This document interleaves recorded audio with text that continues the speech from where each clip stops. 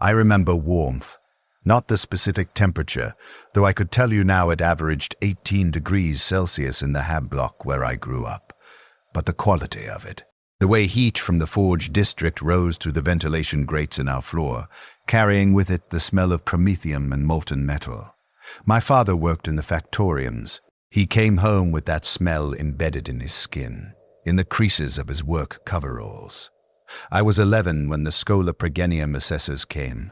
They measured my height, checked my teeth, scanned my genetic markers. My father watched from the doorway. He didn't protest. No one protested. The Imperium needed, and we provided. That was the structure of existence. The orbital station where they processed us was cold. I logged that detail immediately. My breath condensed in the air, forming small clouds that dissipated against the gray walls. There were 47 of us in that intake group. I counted. We stood in rows while a tech priest with augmatic eyes scanned our neural responses. He spoke in binaric cant to servitors who recorded our data. I was designated Candidate 774 Theta. My birth name was spoken once more during the oath-taking ceremony, then archived. After that, only the designation mattered. They trained us for garrison duty. Not the glorious kind, not defending hive spires or standing honor guard at cathedrals. Perimeter duty, listening stations. Outposts on worlds the Imperium had claimed, but not yet fully integrated. Worlds where nothing happened for decades, then everything happened at once. They taught us to maintain Auspex arrays, to perform basic machine spirit appeasement rituals, to recognize the signatures of unauthorized voidcraft.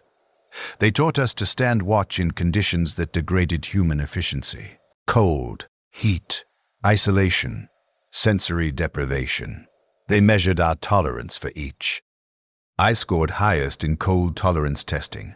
My body temperature dropped 0.8 degrees below baseline during the cryo-exposure trials, but my cognitive function remained within acceptable parameters. The assessor made a notation in my file. I observed him do it. At the time, I thought it meant nothing. Assessment data was simply data. I did not yet understand that every measurement, every score, every notation was a probability calculation determining which hole in the Imperium's vast machinery I would be inserted into. The transport to Bostroyan Station took 6 weeks. We traveled in suspension, our bodies chilled to reduce resource consumption. I woke twice during the journey. Once, when the Geller field fluctuated and proximity alarms required human verification. Once, when a servitor malfunction demanded manual override. Both times, I performed my assigned function, then returned to suspension. The ship's cogitator logged my responses as adequate. When we finally disembarked, I had been unconscious for most of my 17th year. My body had grown during suspension. My uniform no longer fit correctly at the shoulders. Vostroyan Station orbited an ice world designated Throne Ward 7th. The planet held nothing of value except position. It sat along a minor shipping route that required periodic monitoring. Pirates sometimes used the outer system as a staging point. The station's purpose was to observe, record, and transmit warnings if unauthorized activity occurred. 40 personnel maintained the station. Below, on the surface, 16 outposts formed a sensor grid.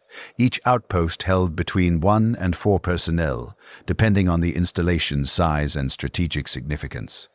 I was assigned to Outpost Meridian. 9. Solo posting.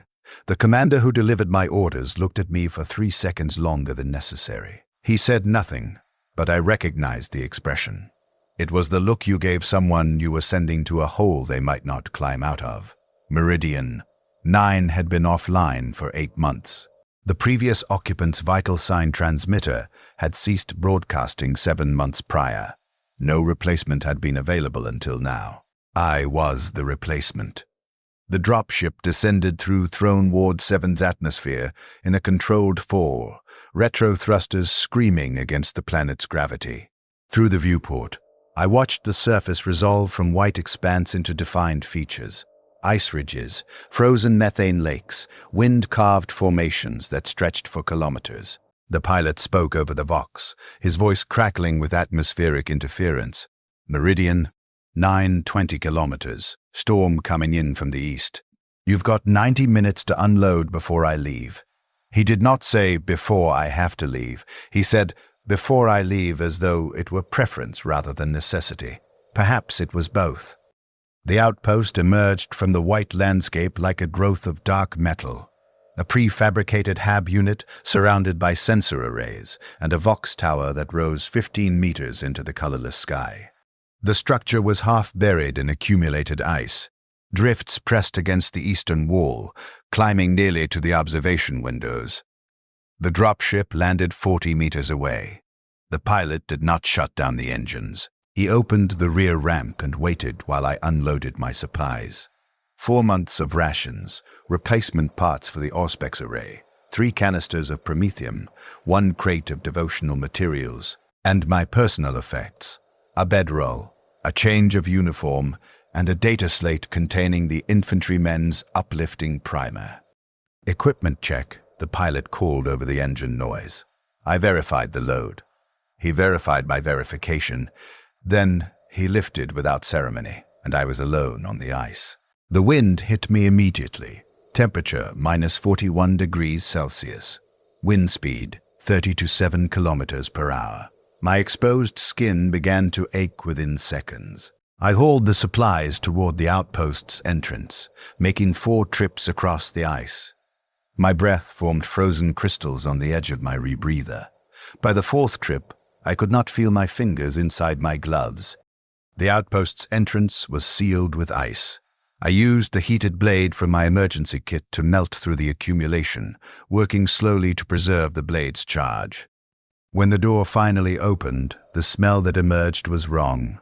Not the smell of death, I had been trained to recognize that, but the smell of abandonment, stale recycled air, machinery running in low-power mode, and underneath, faint but present, human sweat and human fear, both long since dried but still chemically detectable. Inside, the outpost was a single corridor connecting 5 chambers: hab quarter, cogitator room, Auspex monitoring station, storage bay, and generator room.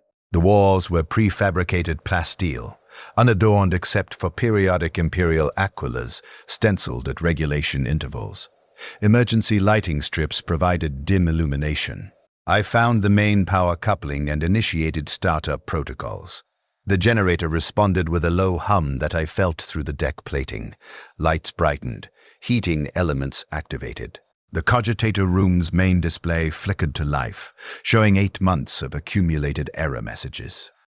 I found the previous occupant in the hab quarter. He was not corpse. He had been removed or had removed himself. What remained was evidence of long occupation, a sleeping mat worn thin in the center, personal effects arranged on a shelf with maintenance ritual precision, a journal written in cramped handwriting that filled 317 pages. I did not read it immediately. First, I performed system checks. First, I verified the outpost's operational status. First, I re-established Vox contact with Vostroyan Station. The station's Vox operator responded with a 3-second delay, the signal lag of orbital distance. Meridian, 9, this is station command. Confirm arrival and system status. Previous occupant absent, no remains located. Outpost secure, beginning full diagnostics. Acknowledged, Meridian. 9, maintain schedule, station command out. The entire exchange lasted 40 seconds. I logged it as my first official communication from Throne Ward 7th. I did not understand yet that it would be my last conversation with another human being for a very long time. The diagnostics revealed systemic degradation. The Auspex array's primary receptor had failed 6 months prior.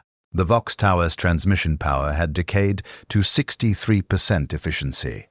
The heating system's secondary circulation pump was operating outside acceptable parameters. The water reclamation unit was functional but required filter replacement within 30 days. I created a maintenance schedule and began working through the priority items. This occupied 47 hours of continuous effort, during which I slept 3 times for periods of 90 minutes each. On the 3rd day, I read the journal. The previous occupant, Watchman Corrend, though his personal name was never used after the first entry, had arrived at Meridian. 7 years before me, his initial entries documented routine observations, weather patterns, auspex readings, equipment maintenance, daily prayer cycles. The handwriting was steady, the tone was professional. For 2 years, the entries maintained that quality. Then something shifted. The writing became more dense, cramped. He began documenting things the official logs would never contain. The quality of silence when the wind stopped, the patterns frost made on the observation windows, the way darkness during the long winter felt heavier than darkness during summer. He wrote, Day 847. I have begun speaking to the equipment, not prayers. I perform those at their scheduled times. Conversation. I explain my maintenance procedures to the Auspex array. I describe the weather to the Vox Tower. They do not respond, but I log their acknowledgement nonetheless. Perhaps the machine spirits appreciate testimony. He wrote, Day 1203. Supply drop delayed 3 months due to warp storm disruption.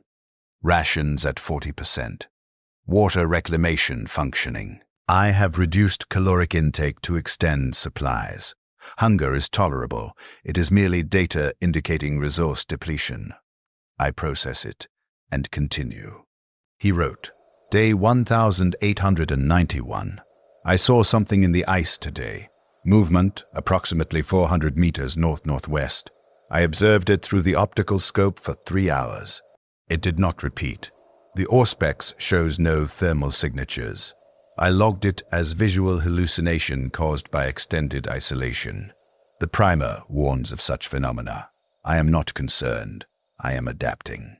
The entries continued for 3 more years, each one slightly more compressed, the handwriting smaller, fitting more words onto each page as though paper were a resource being depleted. He documented everything. Every equipment failure, every weather event, every moment of potential contact that resolved into nothing.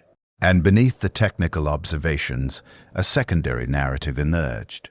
The chronicle of a mind systematically isolating itself, chamber by chamber, until all that remained was the function. The final entry was dated 8 months before my arrival. Day 2557. The Vox is functional, but I have not transmitted to Station Command in 47 days. They have not queried. The Auspex array requires replacement, but I possess insufficient components. I have ceased non-essential activities to preserve resources. Eating, sleeping, movement, all non-essential. The outpost continues. The sensors observe. The data accumulates. I am not required for these processes. I am only required to maintain them. But if I cannot maintain them, what function remains? I will investigate the north-northwest sector. If I do not return, the logs are complete. The next watchman will understand. I closed the journal. I placed it back on the shelf where I had found it. I did not search for Corrin's body. The ice field stretched for hundreds of kilometers in all directions. Searching was non-essential. I had my own function to perform. I established my routine on day 4. The outpost demanded a maintenance cycle that consumed approximately 8 hours per day. Equipment checks, filter changes, machine spirit appeasement rituals, data compilation, Vox transmission of reports to Station Command. Another 6 hours for personal maintenance, eating, sleeping, physical conditioning to prevent muscle atrophy. That left 10 hours unaccounted for. The primer recommended those hours be dedicated to devotional reading and combat readiness drills. I followed the recommendation for 37 days. Then I began to understand what Corrin had documented. The silence was not empty. It had texture. On windless days, the absence of sound created a pressure inside my skull that I could measure by the slight increase in my heart rate. I logged this as observable phenomenon. When the wind returned, it generated harmonics through the Vox Tower's support struts. low frequencies that vibrated through the outpost's frame. I logged this as well. Each sound, each variation in sound, each absence of sound became data I collected without intention, my awareness expanding to fill the available space. I began speaking to the equipment on day 53. Not prayers, I performed those at their scheduled times. Explanations. I described my maintenance procedures as I performed them, narrating each action for a listener who did not exist. Replacing the secondary filter in the water reclamation unit. The old filter shows acceptable wear patterns. Service life was within projected parameters. The machine spirit is pleased. The words created sound that displaced the silence temporarily. When I finished speaking, the silence returned, but briefly, it felt like the silence was listening. Station command maintained minimal Vox contact. Every 30 days, I transmitted my status report, operational data, supply levels, equipment status, meteorological observations, Auspex readings. Every 30 days, they acknowledged receipt. The transmissions were identical in structure. Meridian, 9, report received, maintain schedule, station command out, no questions, no requests for elaboration. No indication that a human being had processed the information I provided. Perhaps a human being had not. Perhaps a servitor logged my reports directly into data storage, and no conscious entity ever reviewed them. I did not query. Querying was non-essential. The first winter descended on day 92. One Throne Ward 7's axial tilt produced extreme seasonal variation. Winter lasted 207 days. During that period, surface temperature dropped to minus 73 degrees Celsius. The sun, a distant white point in the sky, rose for less than 2 hours per day, providing negligible light and no meaningful heat. I remained inside the outpost for the duration, performing my maintenance cycles in the dim emergency lighting to conserve power. During the second month of winter, I saw something moving outside. I was monitoring the Auspex display when peripheral vision registered motion through the observation window. I turned. The landscape beyond the plasteel was darkness interrupted by ice formations that caught and reflected the outpost's external lights. Something had moved between those formations. A shape, darker than the surrounding dark, traveling from east to west. I observed for 17 minutes. The shape did not reappear. The Auspex showed no thermal signatures. No motion sensors triggered. I logged it as visual hallucination caused by extended low-light exposure. The primer's warnings were accurate. I was adapting. It happened again 6 days later. This time I was prepared. I activated the observation window's optical enhancement and directed it toward the area where I had seen movement. I watched for 3 hours. The temperature inside the observation room dropped to 12 degrees Celsius. I had diverted heating power to the optical system. My hands went numb. My breath formed ice crystals that accumulated on my rebreather. Then I saw it clearly. A figure, humanoid, moving with purpose across the ice field, approximately 200 meters from the outpost. It wore no environmental suit, no visible equipment. It simply walked through temperatures that would kill an unprotected human in minutes, moving steadily toward the north-northwest. I tracked it until it passed beyond the optical system's range. Then I checked the Auspex array again. No thermal signature, no motion reading. According to the equipment, nothing was there. I did not log this observation in my official report. I could not explain it, and unexplained observations suggested equipment failure or observer error. Neither was acceptable to report without corrective action. Instead, I logged it in a separate file, as Corrent had done. I titled the file Northern Observations and recorded the details with precision: date, time, duration, direction of travel, approximate distance, environmental conditions. Then I continued my maintenance schedule. The figure appeared 17 more times during that winter, always traveling north-northwest, always alone, always without thermal signature. I documented each occurrence. I did not attempt to make Vox contact. I did not exit the outpost to investigate. I observed, I recorded, I archived. This was my function. Winter ended. The temperature rose to -34 degrees Celsius. The sun's daily appearance extended to 6 hours. The ice began to shift and crack, producing sounds like distant weapons fire. I resumed external maintenance on the Auspex array and Vox Tower. The work required 4 hours per day outside, fully suited in thermal gear. During one of these maintenance periods, I found tracks.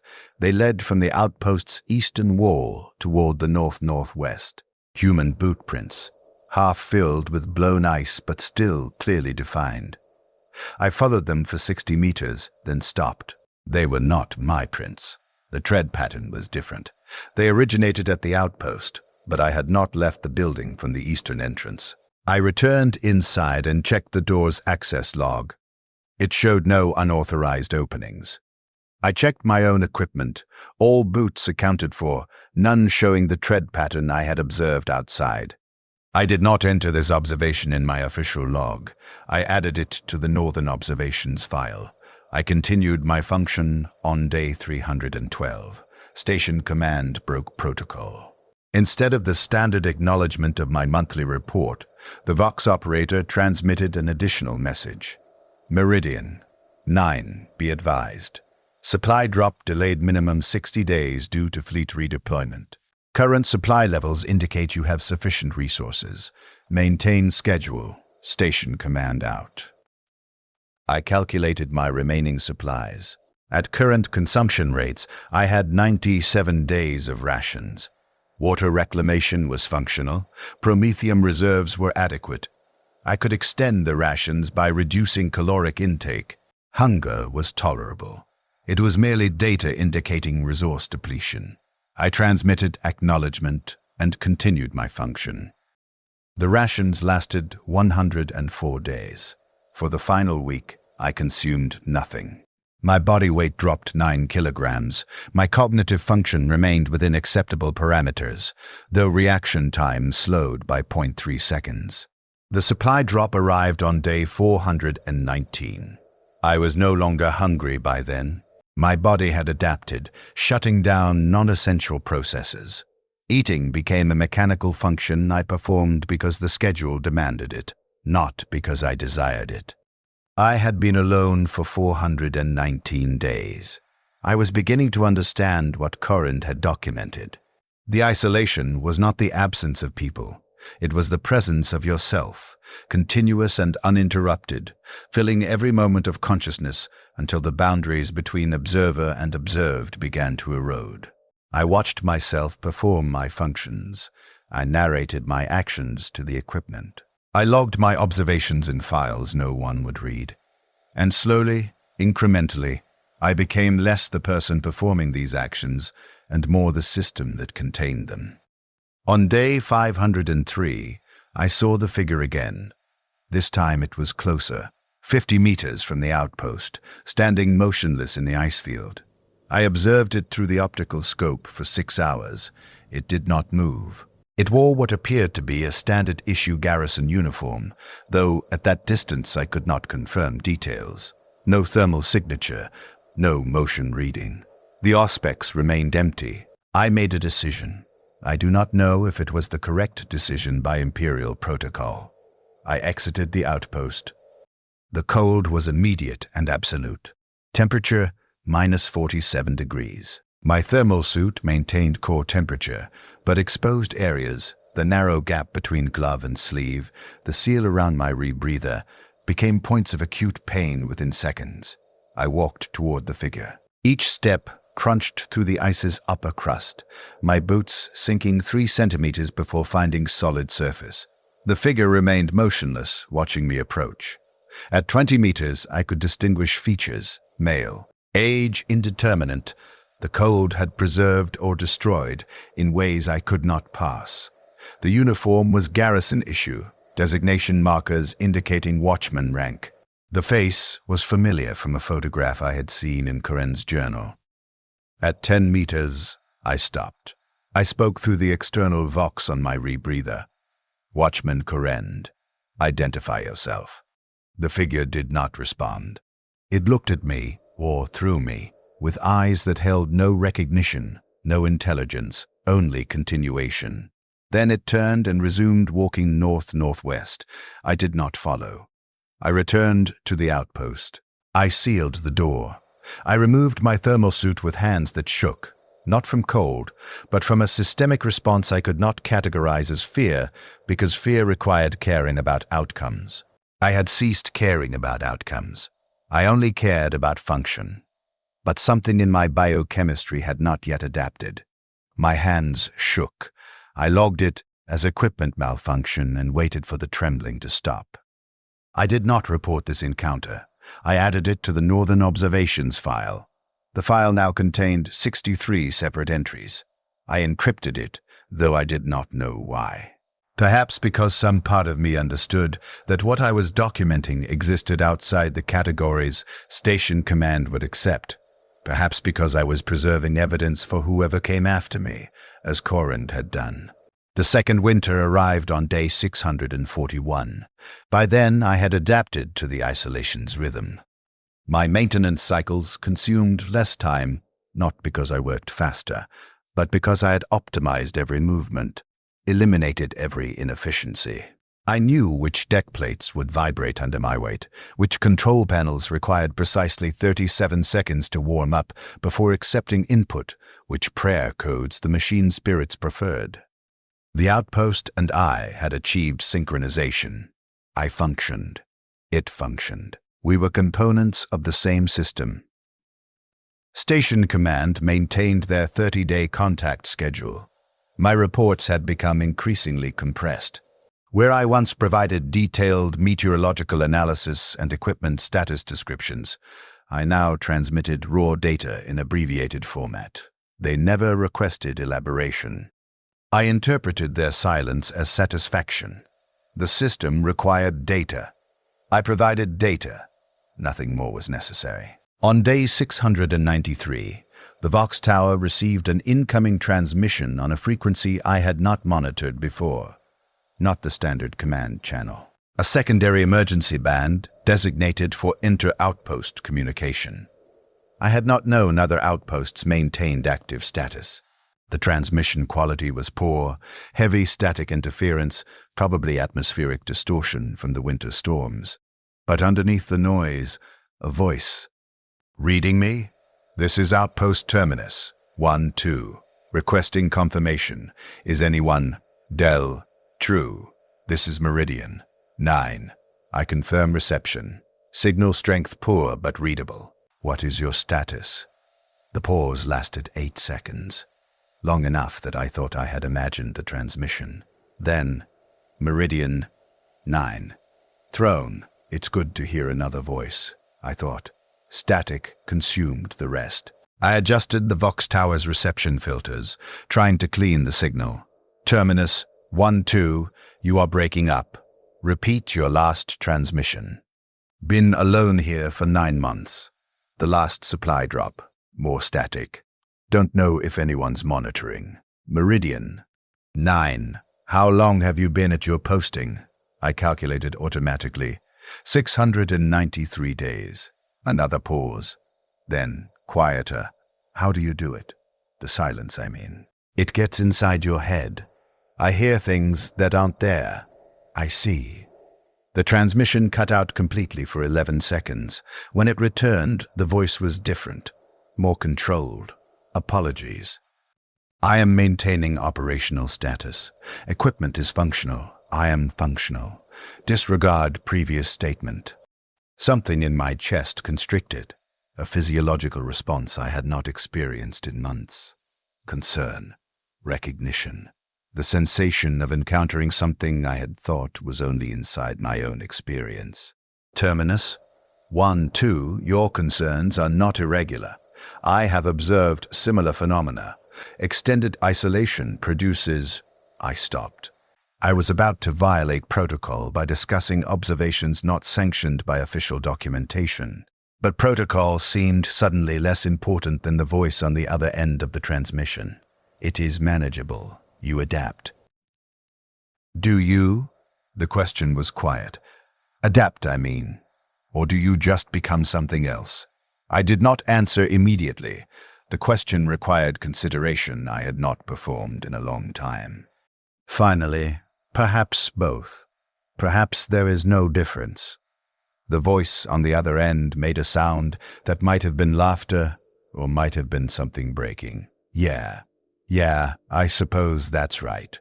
Listen, Meridian, 9, can I contact you again? Not for official reports, just to know someone else is out here. Yes, I said. I did not consult regulations. I did not verify authorization. Yes, maintain this frequency. I will monitor it. Thank you. The transmission quality was degrading further. I'm Harren. They stopped using my name after training, but that's what I remember being. I hesitated. Then I was designated 774 Theta.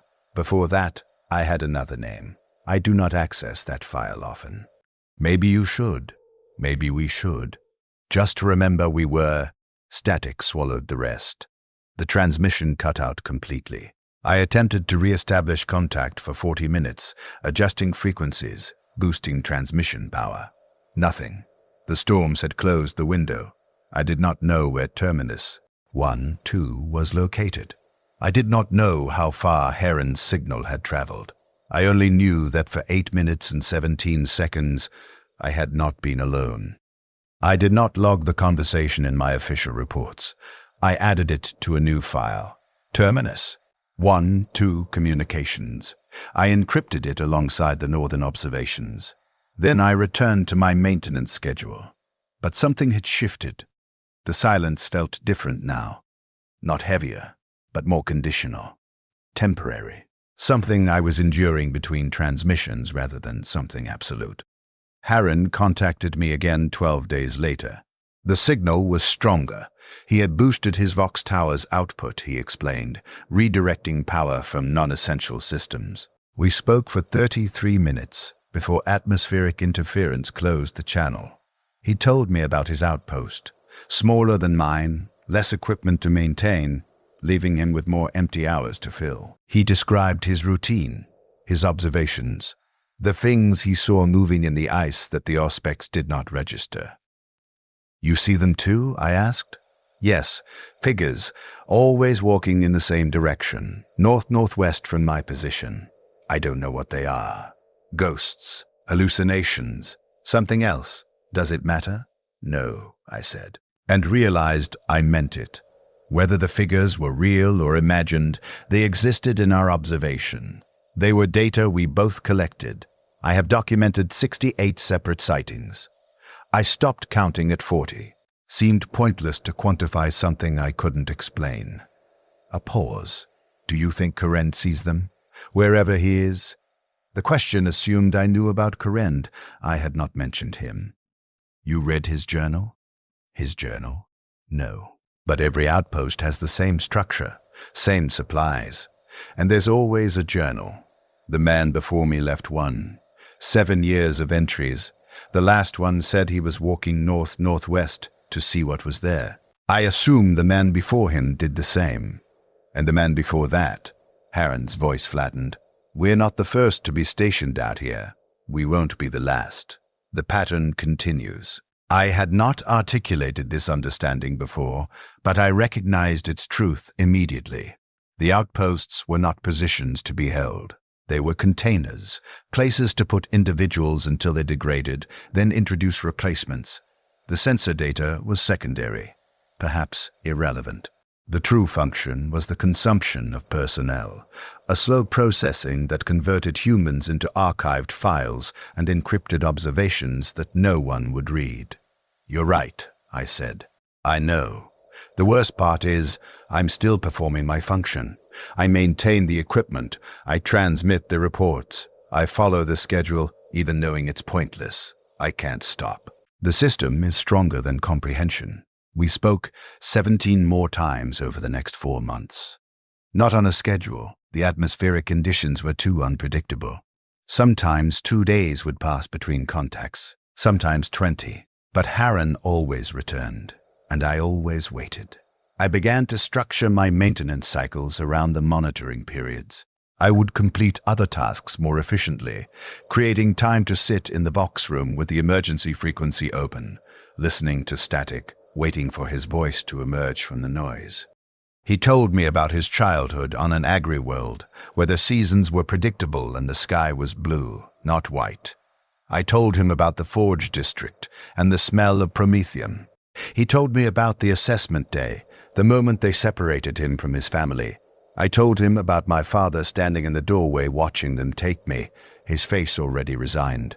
We traded these memories like currency, each one a confirmation that we had existed before the outposts, before the isolation, before we became functions. On day 897, Harren's transmissions stopped. I waited 6 days before attempting to contact him directly. Terminus, 1-2, this is Meridian, 9, requesting status confirmation, nothing. Harren, if you are receiving this transmission, please respond. Silence. I continued transmitting every 6 hours for 30 days. The Vox Tower broadcast my requests into the static. Nothing returned.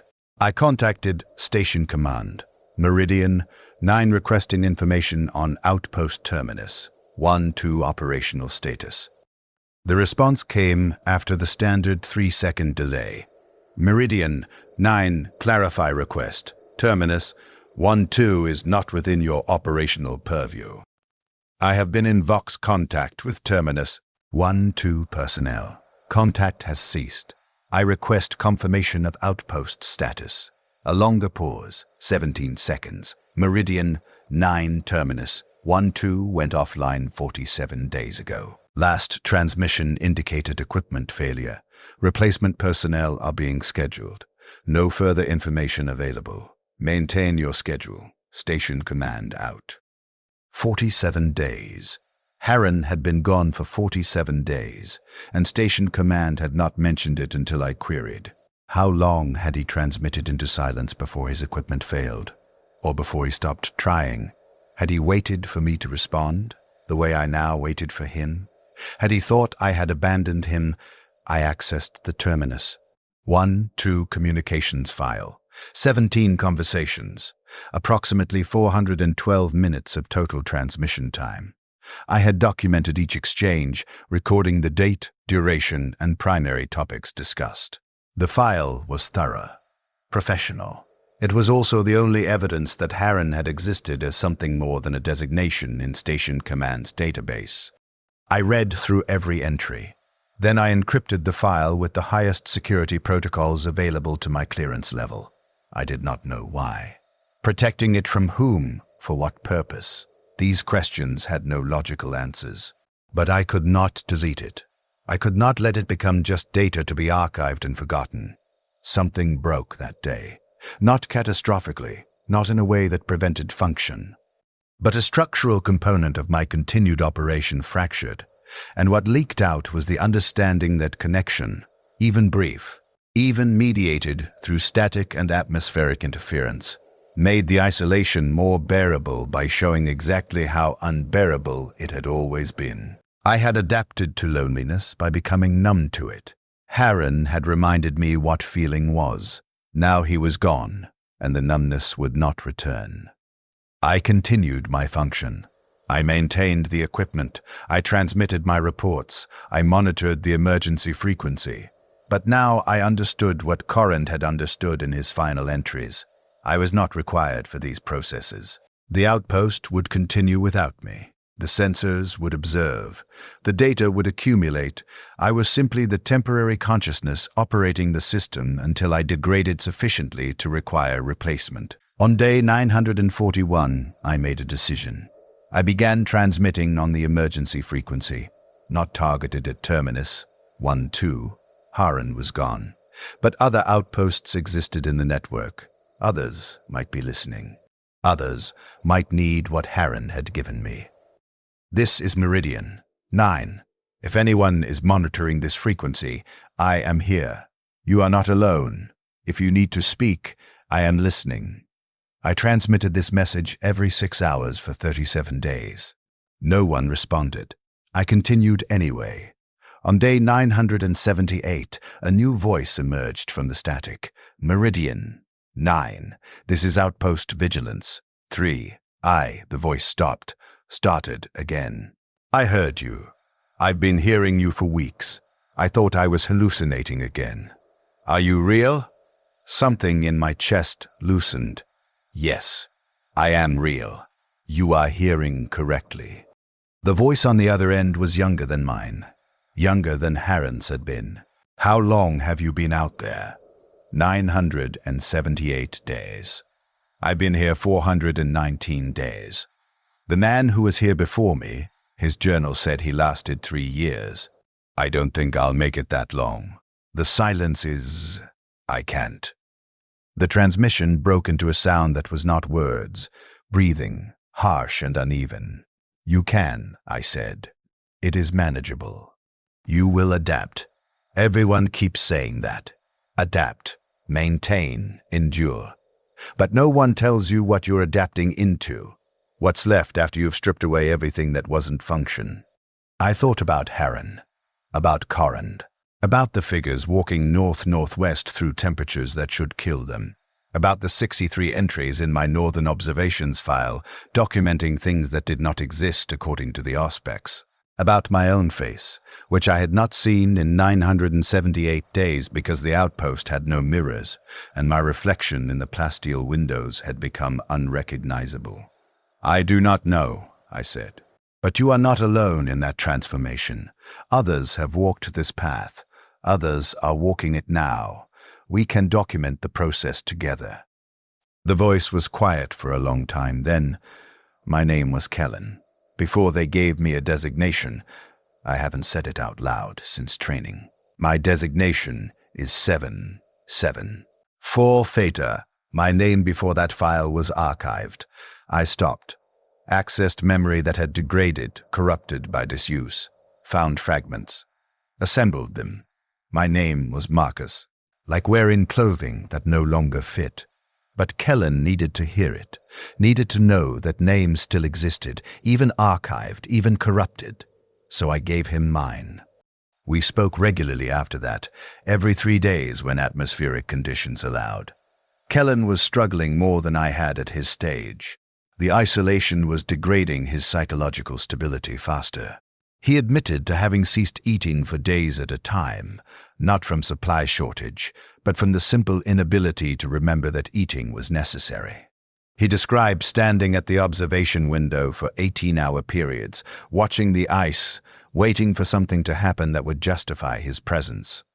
I taught him the techniques I had developed, maintain the schedule regardless of purpose. Create routines that structure time. Speak to the equipment, not prayers, but conversation that displaces silence. Document observations, even unexplainable ones. Especially unexplainable ones. Archive everything. The act of recording creates meaning when meaning has evacuated all other activities. Does it get better? He asked during our 12th conversation. No, I said. I had learned from Harren's death not to provide false comfort, but you learn to carry it. The weight distributes. You become stronger, or you become something that no longer experiences weight the same way. Either outcome permits continuation. That's bleak, yes, but it is accurate, and accuracy is preferable to hope that will not be fulfilled. Kellen laughed, actually laughed, a sound I had not produced or heard in so long I had forgotten its acoustic properties. You sound like a tech priest. All data and processes. Perhaps I am becoming one. The Mechanicus teaches that flesh is weak and machinery endures. I am learning that consciousness can be machinery, observation and function, perpetually cycling, independent of what we once called human experience. Is that what happened to Harren? He became machinery. I had told Kellen about Harren, about the 17 conversations and the 47 days of silence before Station Command confirmed the outpost's offline status, about the encrypted file I maintained. Kellen had asked why I kept transmitting after Harren was gone. I do not know what happened to Harren, I said, but I know he existed. I know we spoke. I know those 412 minutes occurred. The file is evidence, and as long as evidence exists, the event cannot be fully erased. You're archiving us, me and you. This conversation, you're creating evidence that we happened. Yes. Good. Someone should. Someone should remember that we were here, that we tried, that we... His voice fractured. I'm scared, Marcus. I'm scared that I'm going to walk out into the ice like all the others, that something in me will break, and I'll just start walking north-northwest, and I won't stop, and no one will know. No one will care. I will know, I said. I will care, and I will document it. That is not consolation, but it is continuation. Your existence will not be erased. Promise me, if I go silent, if I disappear, promise me you'll keep the file. Promise me someone will know I was Kellen before I was Vigilance. 3. I promise. We spoke 43 more times. I documented every conversation. Kellen's psychological degradation was progressing. His transmissions became less coherent. He began reporting observations that matched my northern observations file. Figures in the ice, moving north-northwest. But he also reported things I had not seen. Voices in the Vox, static speaking in languages he did not recognize. Shadows that moved through the outpost's interior. The sensation of being watched by presence that the Auspex could not detect. On day 1206, Kellen transmitted mid-cycle, outside our scheduled contact window. The signal was weak. His voice was different, flatter, more distant. Marcus, I need to tell you something. I'm going outside. I accessed the Vox controls immediately, boosting reception. Kellen, clarify. Is there equipment failure requiring external maintenance? North-northwest. I need to see what's there. I need to know where they go. Kellen, listen to me. That is not a functional decision. Your psychological state is compromised. You need to maintain your position, perform your schedule, wait for the next supply drop. I've been waiting for 631 days, waiting for supply drops, waiting for orders, waiting for a purpose that never comes. The figures know where they're going. They have direction. I need that. I need to go somewhere instead of just being here. There is nothing north-northwest, only more ice. Only the same landscape extending to the horizon. How do you know? Have you investigated? Have you followed them? I had not. When I encountered Koren's figure, I had returned to the outpost. I had chosen function over exploration. I had chosen continuation over answers. No. But the data suggests. The data suggests nothing. The Auspex doesn't register them. Station Command doesn't acknowledge them. According to official records, they don't exist. But they do. We both know they do. And they're going somewhere. I need to know where. Kellen, please. Maintain your position. We can document this phenomenon together. We can. I've already sealed the outpost. Set the systems to automatic. The cogitator will continue transmitting reports to Station Command. They won't know I'm gone for months. Maybe longer. Maybe they won't send anyone to investigate. Maybe Vigilance. 3 will just become another offline designation in their database. They will send someone. They sent me to replace Koren. They will send someone to replace you. Yes, and you'll transmit on this frequency. And you'll make contact. And you'll teach them what you taught me. And the cycle will continue. But I don't want to be part of the cycle anymore. I want to be... He stopped. I don't know what I want to be, but not this. Not function. Not anymore. I tried to form arguments, invoke regulations, appeal to duty. But everything I could say was a variation of the same message. Continue to suffer because suffering is your assigned purpose. And I could not speak those words to someone who had become the closest thing to connection I had experienced in 1206 days. I cannot stop you, I said finally. But I will document this. I will maintain the record. Kellen, your name, your existence, I will preserve it. Thank you. His voice was quiet. almost peaceful. I'm glad I spoke to you. I'm glad I wasn't alone. You were not alone. You are not alone. Neither are you. Remember that when I'm gone, when it's just you and the silence again, you are not alone. Others are out here. Others are listening. Keep transmitting. Keep the record. I will. Good. I'm opening the door now. The temperature is -52 degrees. The sky is white. The ice extends forever. It's beautiful, in a way. Absolute, uncompromising, honest. I think I understand why they walk. It's not destination, it's motion. Choice, direction. After all this time being still, being stationary, being function, just to move freely, even toward nothing, even into death. That's something. That's agency. Kellen, goodbye, Marcus. Thank you for remembering. The transmission ended. I attempted to re-establish contact for 6 hours. Nothing returned. I monitored the frequency for 30 days. Silence. I transmitted queries to Station Command regarding Vigilance 3's operational status. They confirmed what I already knew. Outpost offline, no personnel response, replacement being scheduled. I encrypted Kellen's file with the highest security I could generate. 43 conversations. Approximately 916 minutes of total transmission. I had promised to maintain the record. I would fulfill that promise until my own degradation made it impossible. But something had changed. Kellen's final words had identified what I had not articulated. I was choosing to remain. Each day, I maintained my function instead of walking into the ice was a decision. Not one imposed by regulation or enforced by Station Command, but one I made. I was choosing the continuation.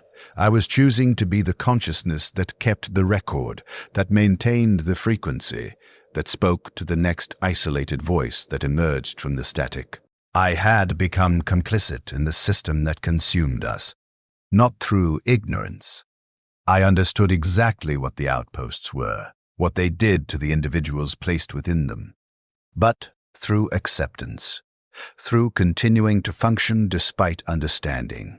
Every report I transmitted to Station Command, every system I maintained, every contact I made with another outpost's occupant perpetuated the cycle. I was not victim. I was component.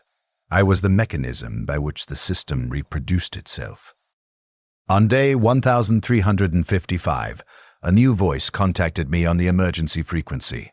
Is anyone monitoring this channel? This is Outpost Vigilance 3. I just arrived.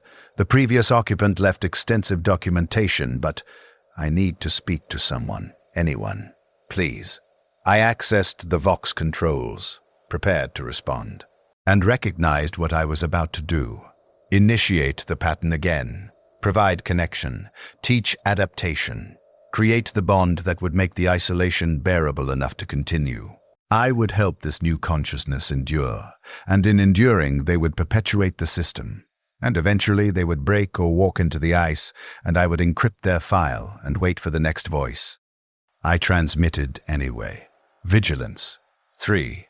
This is Meridian 9. I am here. You are not alone. The voice on the other end, young, male, frightened, responded with something that might have been laughter or sobbing. Thank the Emperor. I thought, the silence is, I've only been here 4 days and I can already feel it pressing in. It is manageable. You will adapt. I can teach you techniques that assist continuation. Please. Yes. Anything. And so the cycle continued. I spoke to him. His name had been Tomas before the designation every 3 days for 8 months. I taught him what I had learned. I documented our conversations. When he eventually went silent, I maintained the record and waited for the next voice. There were 12 more after Thomas, each lasting between 4 months and 2 years of contact before they went offline. Each one I documented with precision. Each file I encrypted and preserved. Names, conversations, final transmissions, all archived. The evidence accumulated. I existed in this pattern for 7 years. My maintenance cycles became so efficient I could complete all necessary tasks in 4 hours per day. The rest of the time, I monitored frequencies, documented observations, maintained the files. The Outpost and I had long since achieved complete synchronization. I knew the exact vibration frequency of every component, the precise thermal signature of every system. I could navigate the corridors in absolute darkness. I could identify equipment malfunctions by audio analysis alone. Station Command continued their 30-day contact schedule. My reports had devolved to pure data streams, raw numbers with no contextual description. They never requested elaboration.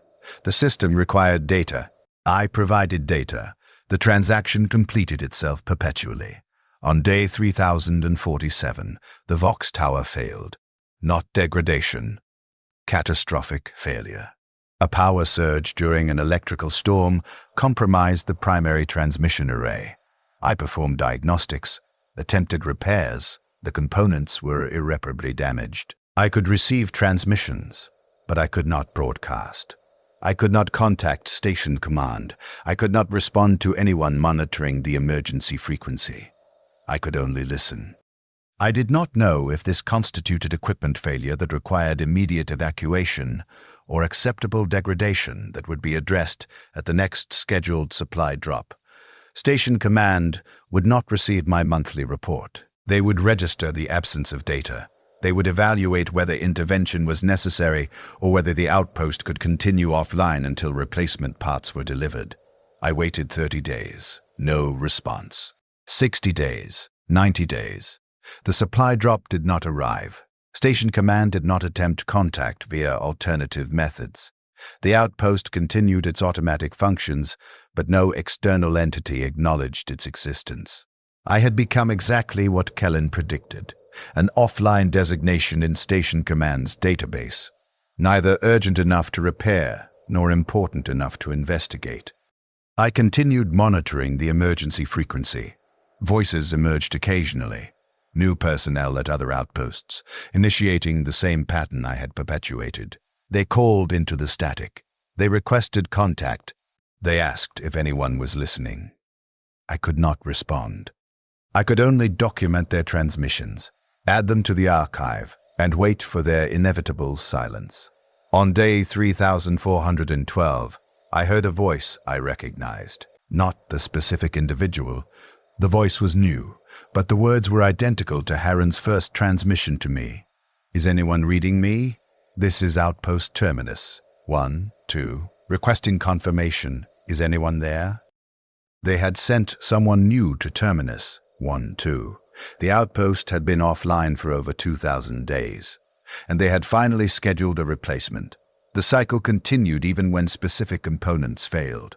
The system was larger than any individual outpost, any individual consciousness. It persisted through our failures, absorbing them, processing them, continuing. I listened to the new occupant of Terminus, 1, 2, for 47 days. He transmitted regularly, requesting contact, describing his isolation, documenting the same observations Harren had documented, that Korend had documented, that I had documented. The figures in the ice, the shadows in the corridors, the growing understanding that the outpost was not a position to hold, but a container designed to process human consciousness into archived data. On day 48, he went silent. I never learned his name. I documented his transmissions in a file labeled Terminus 1-2 Replacement Personnel, unidentified. I encrypted it alongside all the others. This became my existence. I maintained the outposts as automatic systems. I monitored frequencies I could no longer respond to. I documented transmissions from individuals I could never help. I preserved the archive of consciousness that the Imperium consumed and discarded.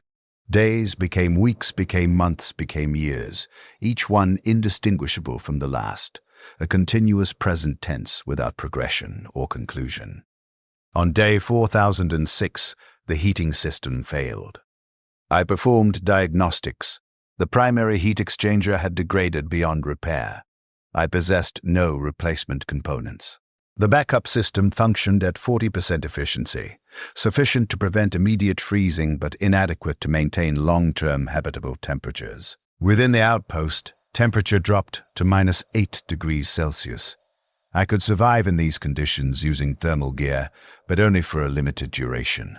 My body was degrading. Age, malnutrition, extended isolation, all had accumulated damage that reduced my cold tolerance.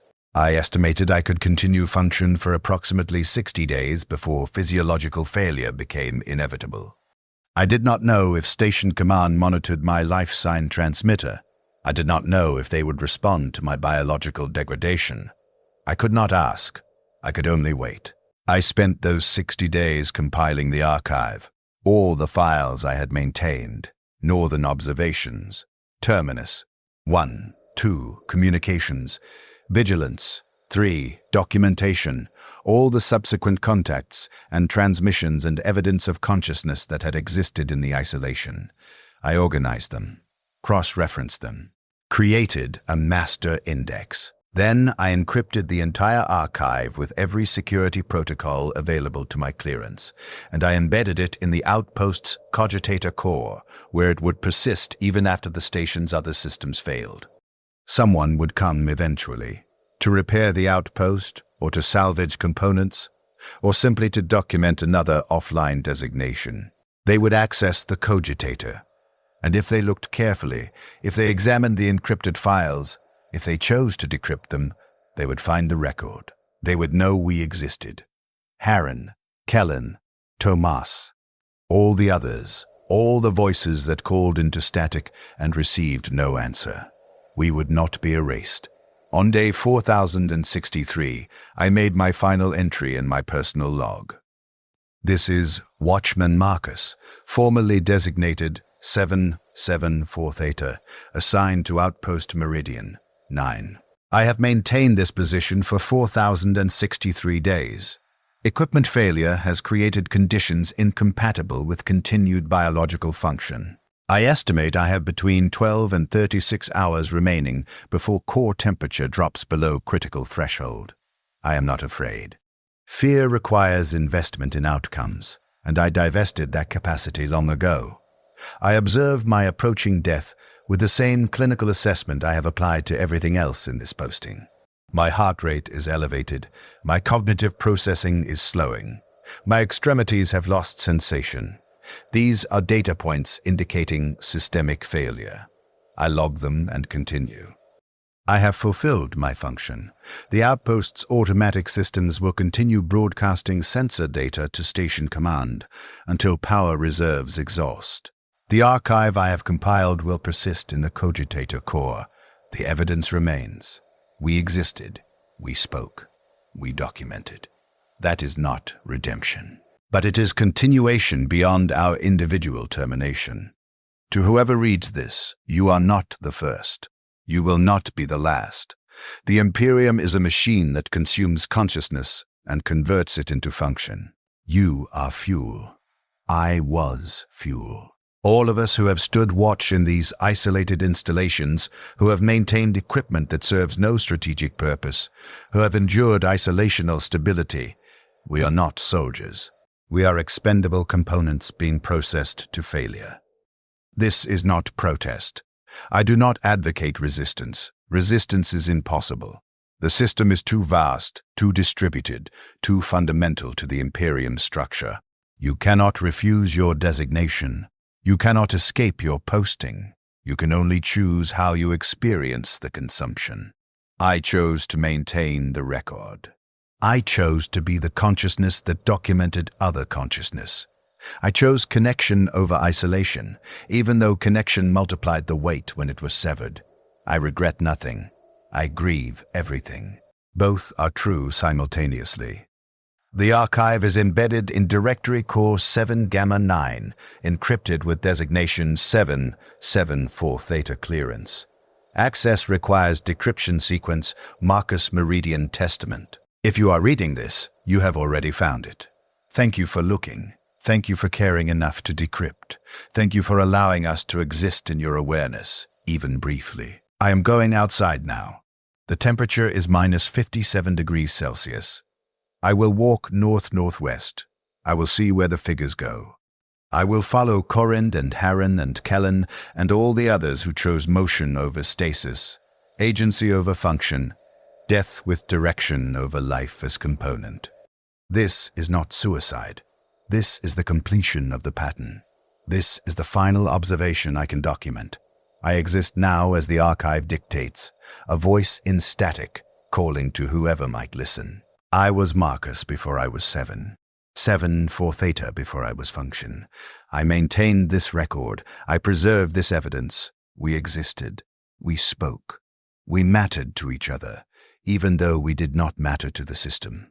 The Emperor is vast and distant and does not know your name. But I knew their names.